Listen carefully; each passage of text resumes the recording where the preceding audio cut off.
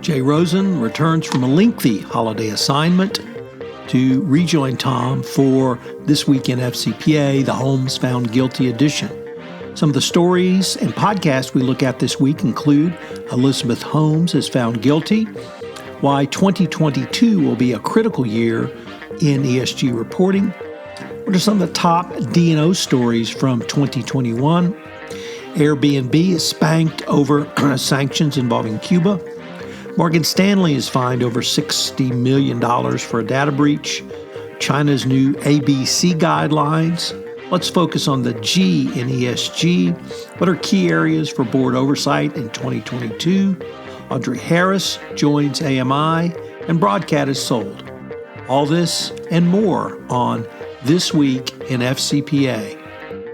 Are you interested in the history of insider trading? If you are, take a listen to one of the latest additions to the Compliance Podcast Network, Classroom Insider, where Professor Karen Woody interviews students in her insider trading class. It's a fascinating way to learn about this interesting topic. Hello, everyone. This is Tom Fox, and welcome to This Week in FCPA, episode 284 for the week ending January 7, 2022, the Holmes Found Guilty edition. Joined as always, well, perhaps not always, but now by Mr. Monitor himself, Jay Rosen has returned from a lengthy holiday assignment to join back up to look at some of the week's top compliance and ethics stories in this, the Holmes Found Guilty edition. Jay, it looks like you survived the holidays, but it's not clear how your mental health is. So what's going on? Well, we'll have to see what comes out in the next 30 to 45 minutes, but I want to thank you for holding down the fort while I was on vacation assignment. And as we were just saying in the green room, happy to be back for a new year of This Week in FCPA. So let's talk about the big story. What's on our minds? So, Jay, I think perhaps the biggest story in a lot of worlds this week was the guilty verdict against Elizabeth Holmes. There was a several-month trial. The jury deliberated for over a week. She was found guilty on 4 of 11 counts of defrauding investors. We've linked to several different stories in the show notes to give you a different flavor. Summary of the verdict from the Wall Street Journal. What does it mean for Silicon Valley and the New York Times? What about the victims? Bloomberg reports on the persons, not the investors. Will Elizabeth Holmes serve any time, as reported in Fortune? And Francine McKenna has weighed in, of course, on the auditor perspective. So lots of different ways to shake it and bake it. But, Jay, from a basic compliance and ethics perspective, I can't think of a better case that emphasizes, in a textbook manner, culture and how culture starts at the top. And whether or not Elizabeth Holmes was an egomaniac, whether she was a master manipulator, whether she fell under the spell of Svengali, Sunny Balwani, whether she was an abused woman, really none of those matter in terms of the corporate culture, because the corporate culture was what she said it to be. And she said it to be a fraudulent, secretive, opaque company so that no one could see into the organization and the fraud that she was perpetrating. There are lots of different lessons in this case from my perspective for the compliance professional, but that may be the biggest lesson, Jay, as I sit back and reflect. And this didn't happen in a vacuum. This was not a person who I think started out to be a fraudster. And there were the forms of corporate governance around her, meaning there was a board of directors that was A-listed as you could get. Henry Kissinger, George Shultz, Jim Mattis, Secretary of Defense under Trump, and a host of other very prominent individuals.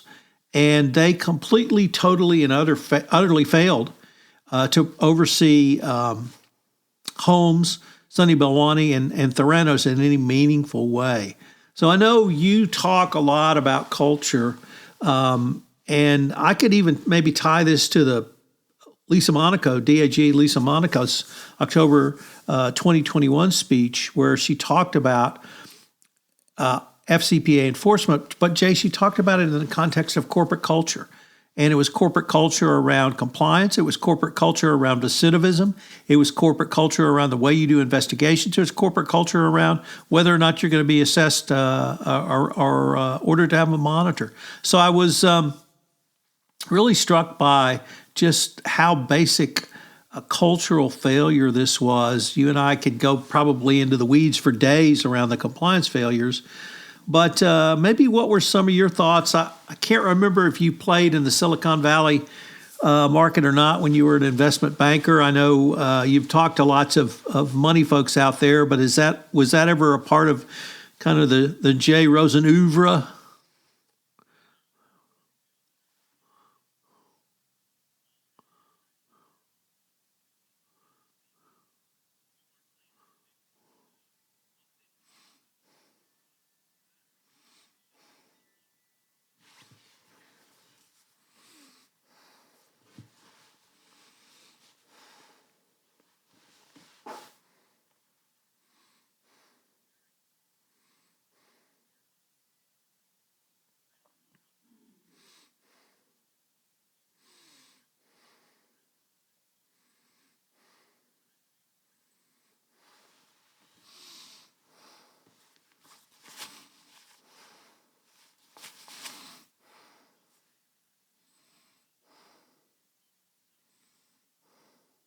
That's a great point, Jay. And I think you were at the Converge, one of the Converge events, the last live one. He actually spoke and he talked about his experiences.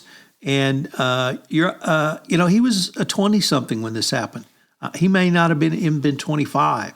And you're absolutely right. He had the institutional fortitude. Well, let's give a shout out to John Carreyrou, Wall Street Journal reporter who broke the story, later wrote the book Bad Blood.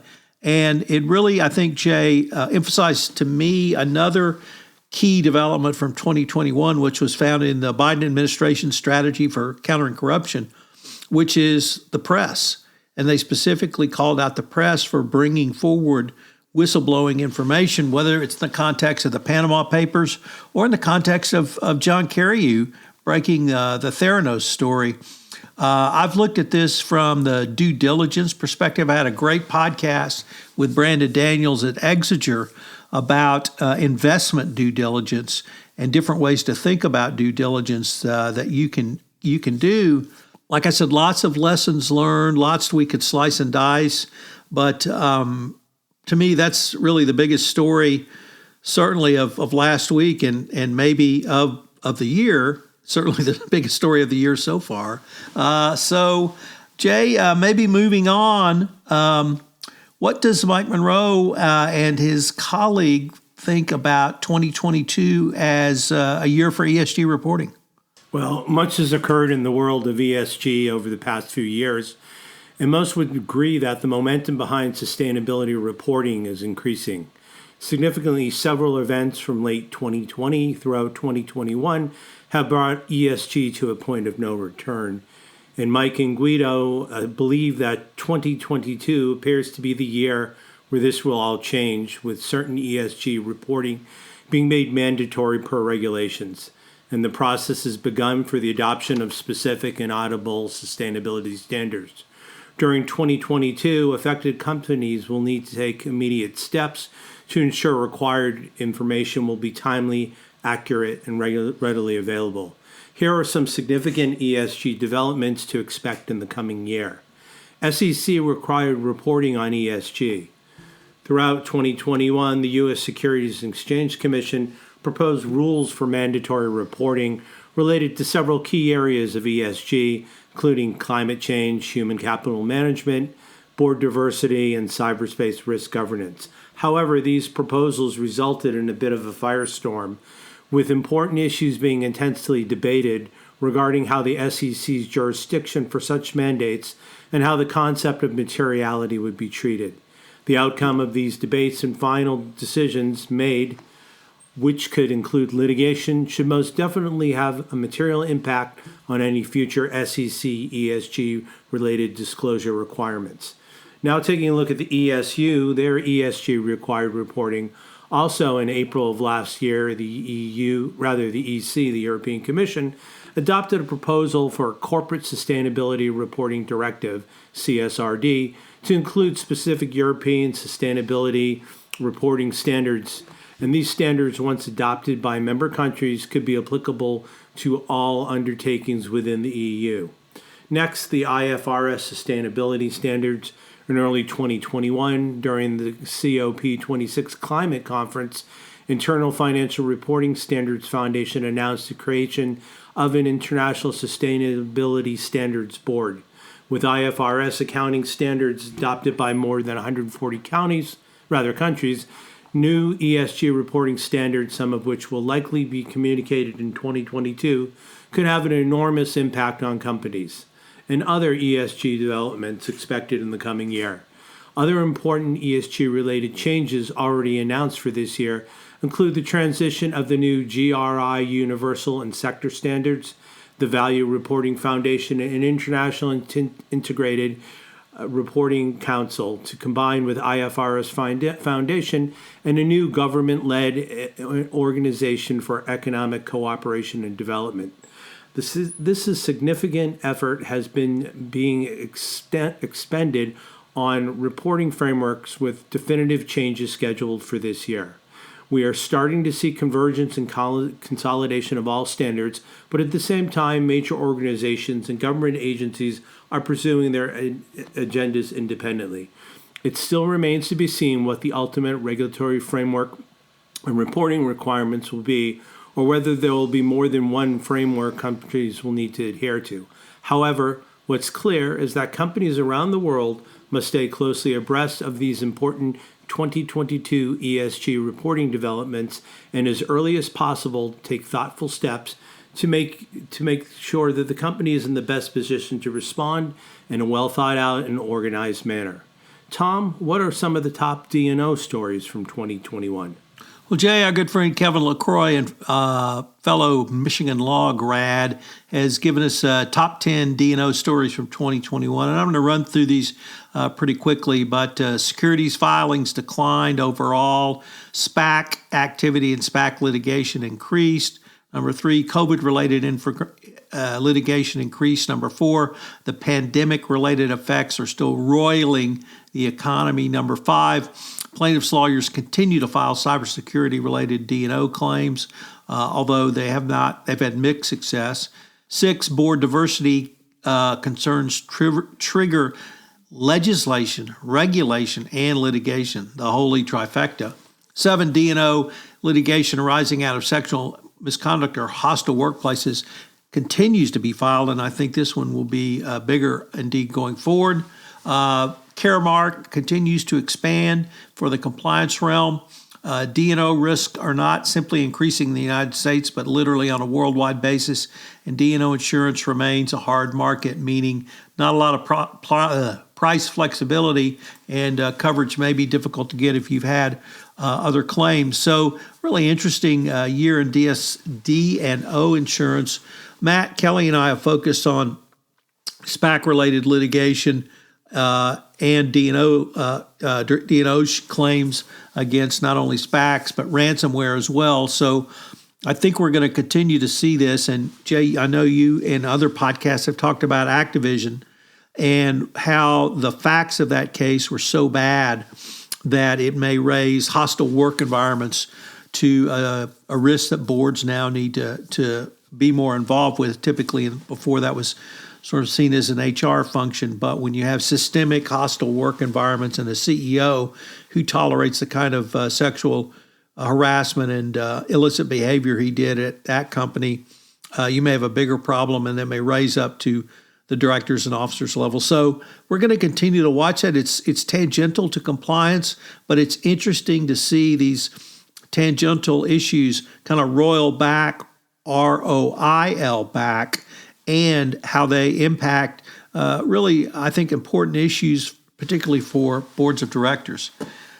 Jay, I was somewhat surprised to see Airbnb spanked over Cuba. What happened? Well, this comes to us from the Wall Street Journal, Risk and Compliance Journal, from Mengqi Sun, and Airbnb settles with the U.S. on alleged violations of Cuba's sanctions. The payment subsidiary of vacation rental company Airbnb has agreed to settle allegations that violated U.S. sanctions against Cuba, the Treasury Department said this week. Airbnb Payments, Inc. allegedly processed payments associated with the guests traveling to Cuba for reasons outside of categories authorized by the U.S. government and failed to keep certain required records for Cuba-related transactions. This is according to the Treasury Office of Foreign Asset Control, which implements and enforces U.S. sanctions. Airbnb Payments has agreed to remit more than $91,000 as part of the settlement. The Trump administration increased economic pressure on Cuba, reversing a shift under President Obama to a more open stance towards the nation that led to an increase of travel between the two countries. Under President Biden, the U.S. continues to have broad sanctions on Cuba. San Francisco-based Airbnb disclosed in its initial public offering documents in 2020 that it had made voluntary disclosures to the Treasury about its completed compliance efforts and certain user activities on its platform that may have been at odds with the requirements expressed under U.S. sanctions law. The company said at this time it had conducted an internal review, including of its business in Cuba, which had submitted the results to OFAC that September. Airbnb launched its Cuba business in 2015, following regulatory changes announced by the U.S. government 3 months earlier, but the company failed to fully address the complexities of an operating Cuban-related sanctions program for their travel services.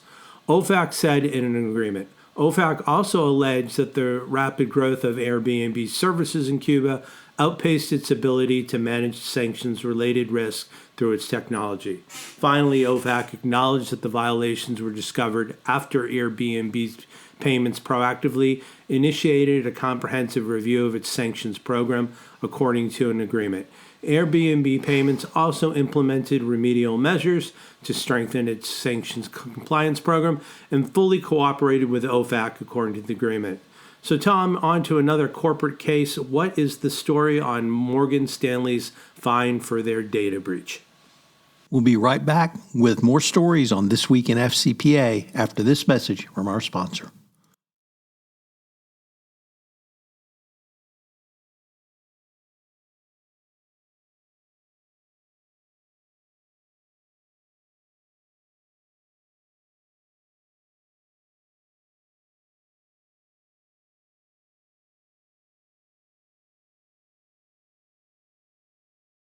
So, Jay, it's actually a settlement of a shareholder action. In October 2020, the OCC, Office of the Comptroller, fined J.P. Morgan $60 million for a really unusual set of facts, but as basic a failure around data privacy and data protection as you can have. J.P. Morgan had a wealth management division. It sold that division, and it sold the servers which housed the personal identifiable information. But it didn't wipe that information before it sold and transferred the servers. The third parties who bought the business unit notified J.P. Morgan, and that led to the original $60 million fine. This fine was but there was a settlement with shareholders to create a pot of money to reimburse shareholders for their loss and cost those stakeholders who had personal identifiable data or information stolen. So it really brings home a point that Jay, that I don't think we can stress enough, that if you sell hardware, you better strip it. And I don't know how many computers you've had to send to the computer heaven in the sky, but if you do that, you better strip the data. And there are companies that will do that for you. And yes, it costs a little bit, but if you don't do so, you've just put your data out literally to the universe. So if you take that into the business context, it cost J.P. Morgan a $60 million fine and now a $60 million settlement. That's a pretty expensive lesson. So, use some basic sanitary sanitization, just as you would for your personal computer and your personal data. If you sell servers or business units with personal identifiable information, make sure you have the right to transfer that data or strip it out. So unfortunately, a pretty expensive lesson. Jay, we had some new anti-corruption guidelines out of China. What did you see in those? Thanks, Tom. This comes to us from the FCPA blog by an attorney, Andrew Reeves, and his colleague, Rongxin Huang. 3 things to know about China's new anti-bribery guideline. China's Central Commission for Discipline Inspection, known as the CCDI, recently released a new anti-bribery guideline that sets out the Chinese government's desire to crack down on individuals and corporate committing bribery within China. There are 3 key takeaways about the risk of blacklisting, carbon copy prosecution in China, and Chinese authorities having a stricter approach to mitigation and confiscation. In terms of risk blacklisting, the guideline's headline policy is that companies and individuals may be blacklisted if they are found to have paid bribes in China. Once blacklisted, a company or individual would be prevented from conducting business in China, but the guideline does not yet specifically specify a time period for the blacklisting, but the CCDI is preparing detailed provisions regarding the system. Number 2, carbon copy prosecution in China. The guideline also raises the potential for carbon copy prosecution if a company enters into a settlement with an overseas authority about bribery allegations in China. Resolving bribery issues through a settlement is increasingly common, with many jurisdictions having brought the deferred prosecution agreements or similar settlement mechanisms. Companies should be aware that any admission made regarding allegations of bribery in China or in other authority, for example, US or UK, could lead to them being blacklisted and prosecuted within China. And finally, stricter approach towards mitigation and confiscation. The guideline states that authorities will be stricter in giving credit for mitigating circumstances, moving away from the current approach in which mitigation will usually be applied if the bribe payer actively cooperates. The guidance also provides that the property obtained through bribery will be recovered, and other advantages derived from bribery, such as access to positions, will be canceled or revoked. These new guidelines represent a more aggressive approach by China in targeting those who pay bribes, as opposed to the recent recipients of the bribes. And the guideline also emphasizes the need to manage the acute risks that briberies present. Failure to manage these risks may lead companies to effectively losing their license to operate in China. So, Tom, we keep hearing about ESG. We're going to hear about the G. What's the big deal about the G today? So this comes to us from our friend Loris Heim over at practicalesg.com, Jay, and he talks about human rights due diligence. That's something we've touched upon. Gwen Hassan now has a podcast on the Compliance Podcast Network, Hidden Traffic, where she talks about modern slavery and human rights or human trafficking. So human rights due diligence is something that U.S. companies are becoming more aware of and more involved in. And indeed, the U.S. Congress just passed the Uyghur Act. I may have butchered that, but prevents companies from using slave labor out of China. And what Lawrence says is this was something companies should have been doing, but it's become even more important now. And if we look at the UK Modern Slavery Act and other legislation out of the EU, I think very more forward thinking there in terms of regulation, that this needs to go up to the board level. And we talked about, obviously, boards when we visited about Kevin LaCroix's piece in the D&O diary. But here Lawrence says that boards need to get on board with this, and they need to start assessing the risk and making sure that their organizations are properly engaged in human rights due diligence, and that as we saw Caremark expand to include compliance, he sees this as a key issue for boards going forward. And I think it really speaks to a broader trend, Jay, that we'll see more ESG issues going up to the board and more board oversight of ESG as it becomes more important. But he really advocates for more corporate governance over human rights due diligence, Jay. Let me just turn the key a quarter turn, Jay, and ask you what are some of the key areas for board oversight in 2022, at least that Holly Gregory sees? Thanks, Tom. This comes to us from the Harvard Law School Forum on Corporate Governance. And Holly takes a look at key focus areas for 2022 in board oversight. Boards function in a complex and dynamic business setting in which stakeholder expectations and demands for board attention are expanding. The challenges of operating through COVID-19 pandemic in an uncertain environment continue to be felt as companies anticipate new post-pandemic normal.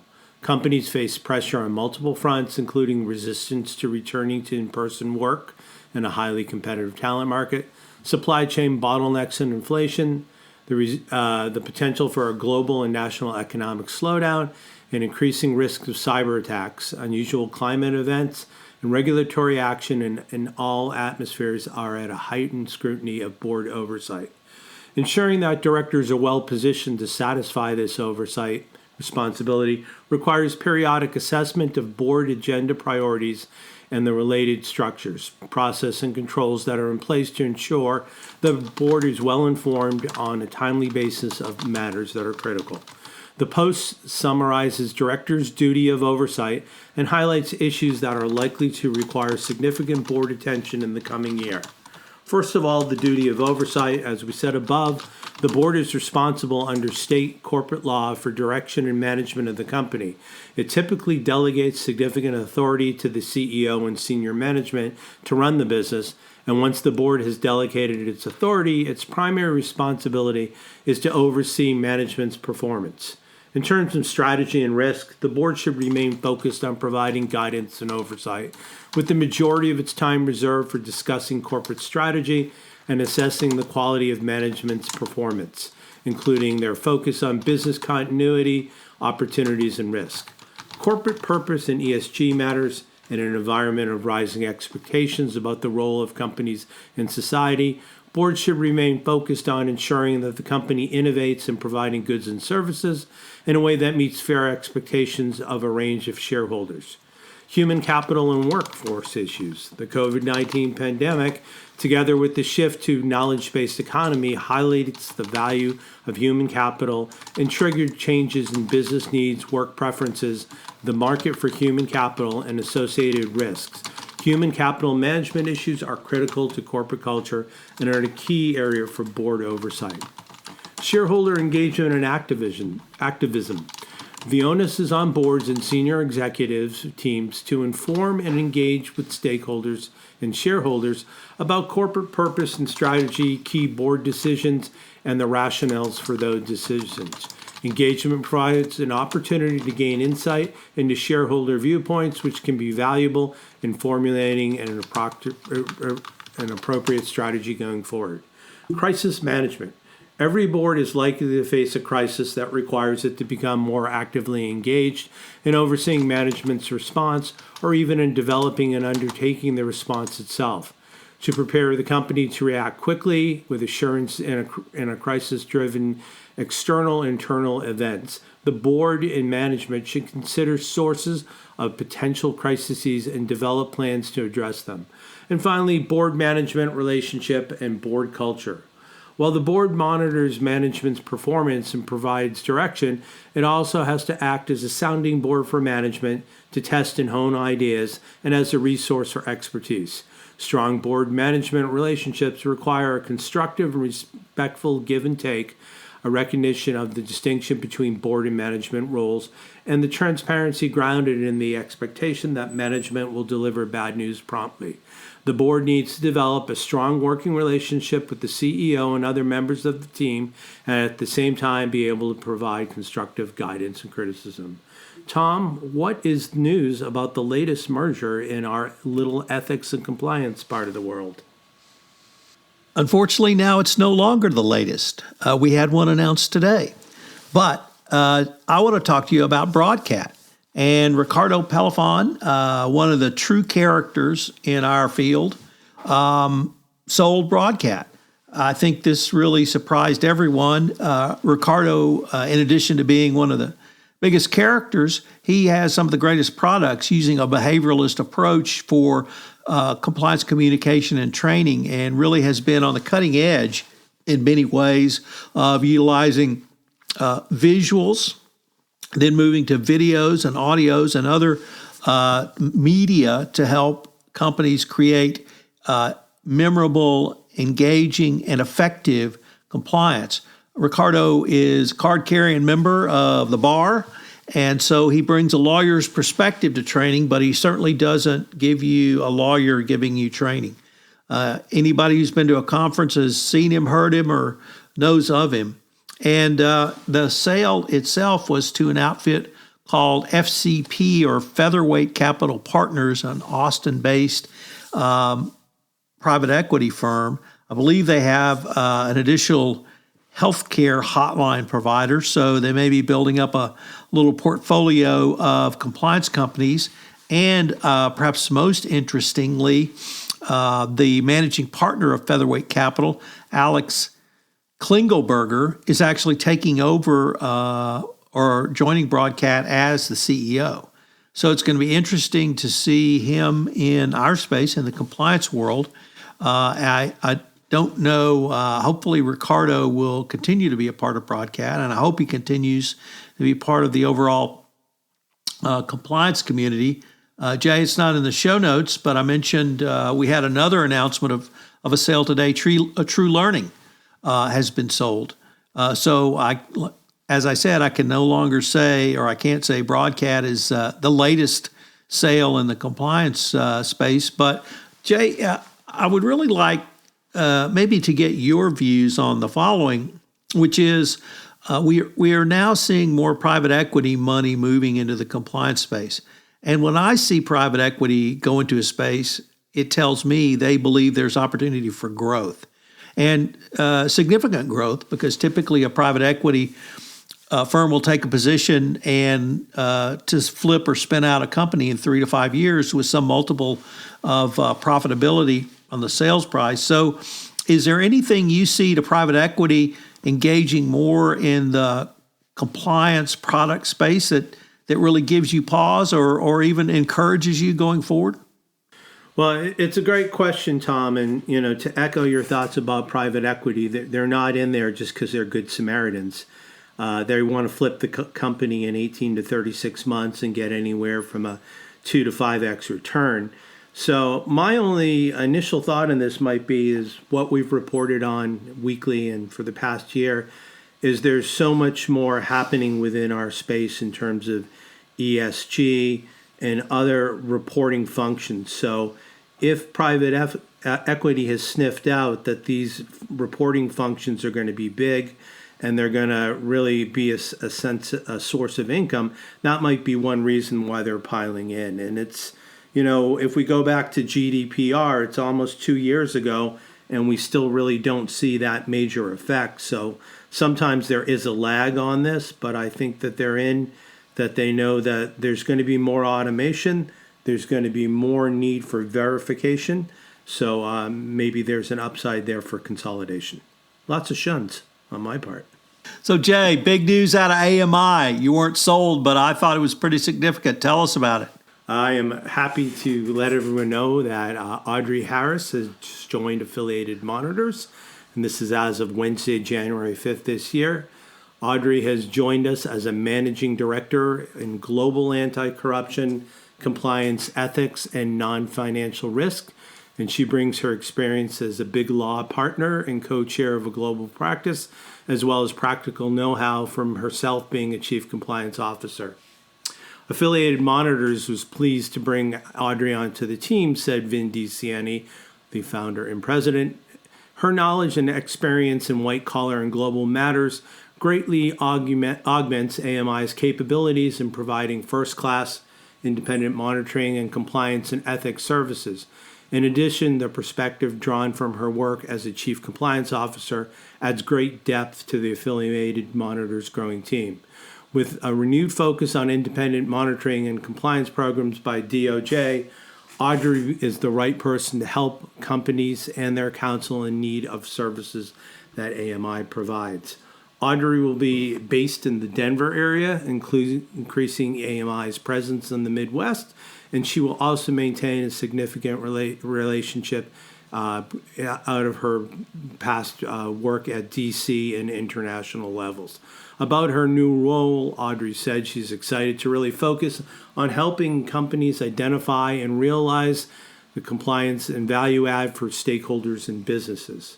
She continued that there's never been a better time for positive business impact via proactive, preventative, and monitoring compliance strategies across global non-financial risk subjects, including from corruption and competition to ethics, workplace culture, ESG again. And certainly there's never been a better fit for purpose multidisciplinary team to bring this impact than the growing team at AMI. With backgrounds from government, law firms, in-house, accounting, compliance, academia, and even former screenwriters like me, we bring 18 years of experience that Affiliated Monitors is uniquely positioned to bring value via independent monitorships. And one of the things I would add is by having Audrey join the team, I feel it's really significant that we're bringing somebody on who has practical CCO perspective, and she can understand how monitorships work, and this knowledge will allow her to use her background to reach and serve a new audience for AMI's independent integrity and compliance solutions. So, Tom, that's the news for the week. What do we have for podcasts? Well, Jay, if you want to have some fun, check out Megan Doherty and myself. We're exploring the entire Marvel Cinematic Universe. We're up to episode 3, where we look at the original Iron Man, something everyone should go back and watch. It really was a lot of fun. Started a new month on The Compliance Life, and I had Valerie Charles. Valerie has one of the most interesting journeys in compliance, Jay, because not only has she been in-house legal, not only has she been a CCO, but she went into the tech world. And she's one of the few people who went into the tech world from the CCO chair. She's back out now in consulting at Stone Turn, but it was really a fascinating. She's from a little town in Tennessee and was a dancer and danced in New York, in Los Angeles, and literally in London as well. So it was a really interesting visit with Valerie. So check out The Compliance Life. Karen Woody has started her own podcast called Classroom Insider. Karen has gone in a very different direction, Jay, in her podcast. She has interviewed her students from her insider trading class, and each one takes a different topic. She's the first professor I know, to interview students for their podcast. So it's really great. And we're looking forward to some more episodes coming out this year. Your colleague, Mikhail Ryder-Gordon, is back with a delicious episode in Lies, Spies, and Corporate Crimes, the Wirecard saga. She took a look at the kind of Christmas season for those in the clink and some of the legal issues and continued fallout from Wirecard. That posted yesterday, Jay, and then next week she's going to have another episode up. So it's literally the most popular international podcast in the Compliance Podcast Network. And today I got a tweet from someone saying, please pass this tweet along to Mikhail. So that's the kind of coverage and stroke she has literally across the globe. And Jay, I am also pleased that since it's January, I'm doing my famous 31 days to a more effective compliance program. Wait, did you just take away 2 days from January and give them No, the I took February? away too many, but I got 31 days and 31 days to a more effective compliance program, and we're up to day 6. Each episode is relatively short, 6 to 8 minutes. One thing you can do one general topic, but 3 key takeaways that allow you to, at little to no cost, enhance your compliance program going forward. So check out 31 Days to a More Effective Compliance Program. It's updated, of course, because I am updating The Bible of Compliance, which of course is the Compliance Handbook. My manuscript goes in at the end of the month to LexisNexis, so we'll have a third edition out in June. But check out 31 Days to a More Effective Compliance Program, also on the Compliance Podcast Network. Jay, you want to take us on home?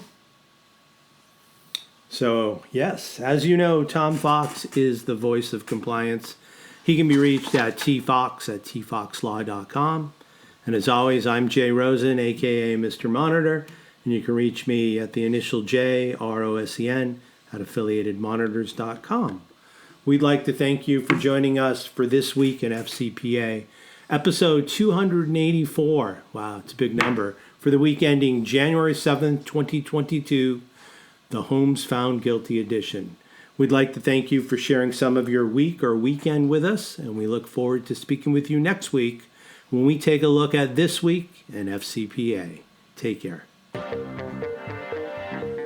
This is Tom Fox. Thank you for listening to this episode of This Week in FCPA. As I mentioned, I'm doing 31 Days to a More Effective Compliance Program. Please check out the episode, which posts each day at noon on the Compliance Podcast Network, Spotify, iTunes, JD Supra, or whichever platform you listen to for your podcast. Also check out Classroom Insiders, Karen Woody's new podcast on the history of insider trading. Finally, the last week of January, I will premiere my podcast series, The Trial of the Century, the Enron Trial, where with former business columnist from the Houston Chronicle, Lauren Steffi, we reflect back on the Enron trial. Check out these shows and many more on the Compliance Podcast Network.